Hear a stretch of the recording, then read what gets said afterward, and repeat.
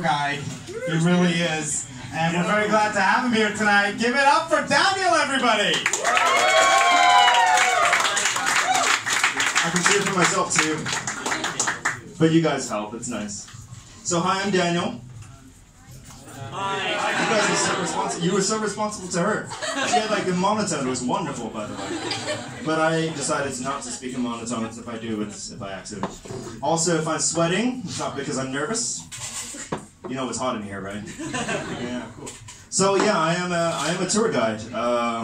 Yeah, I actually really like it because, well, I like having a captive audience who's listening to me.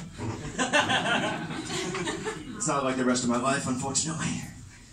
Being Asian sometimes means that you get ignored a lot, but you guys don't know what that's like. You're all like white-ish. Yeah,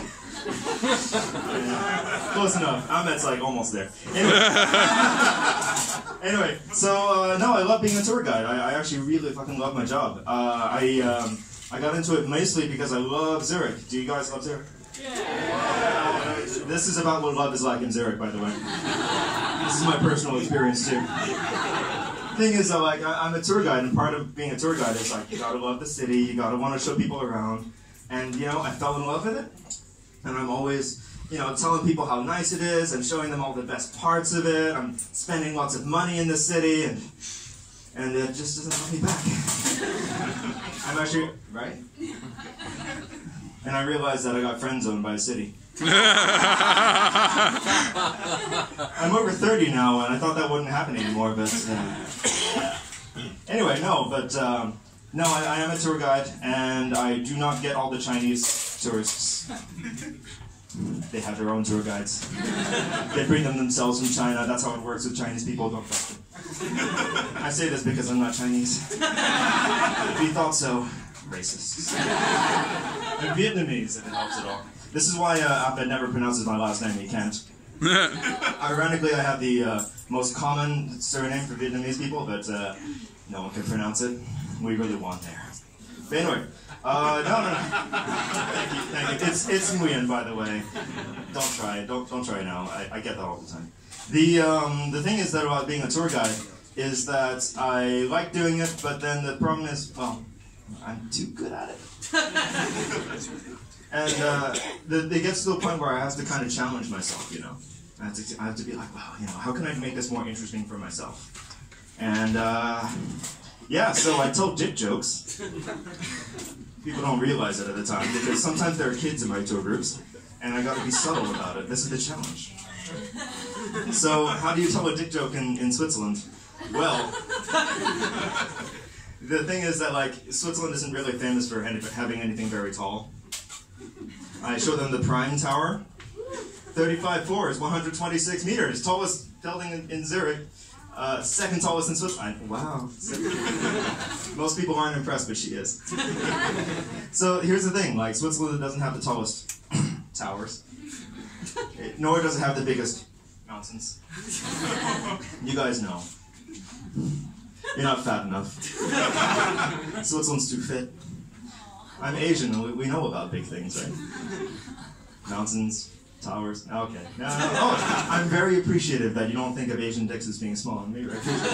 Now, here's the thing, though. I do still tell the jokes, but I have to do it kind of subtly. But here's the thing: most of my tour guide jokes, when I'm out there as a tour guide, they involve like fun facts, which is not the same as doing it in comedy. That's one of the challenges.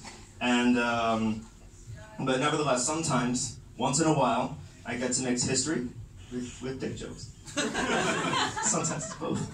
So, do you want to hear a fun fact about Switzerland and dicks? Yeah! Yeah, I know.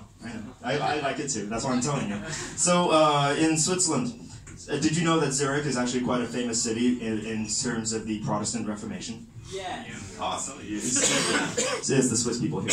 They got educated. No one else has heard about it, but Zurich is celebrating actually this year 500 years of the Zurich Reformation.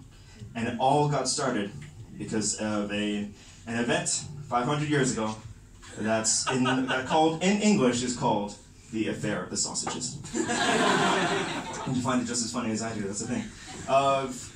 Historical events that are named after food, always funny. Boston Tea Party, pretty good. But then you have to picture like Bostonians who are like big, gruff guys. They're like kind of like Karen over there, like with beer and fish and drinking tea. But here we have sausages, and sausages are inherently funnier. You have to just picture a couple of immediately, like having a little slap, little Catholic slap, I should say. Or sometimes at its worst, maybe a bratwurst and a servelat had a baby. And then it got religious, started burning things on the steak. But then also, oh no! Just keep going. All right, I'm gonna keep going. So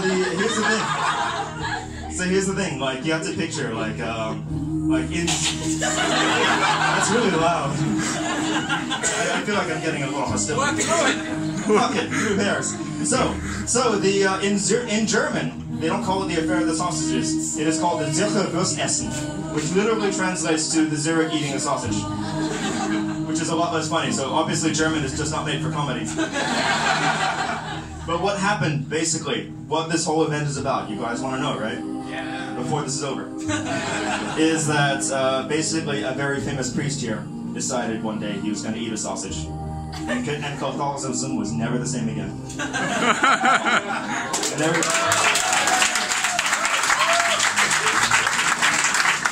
How's Daniel, everybody? Give it up for Daniel.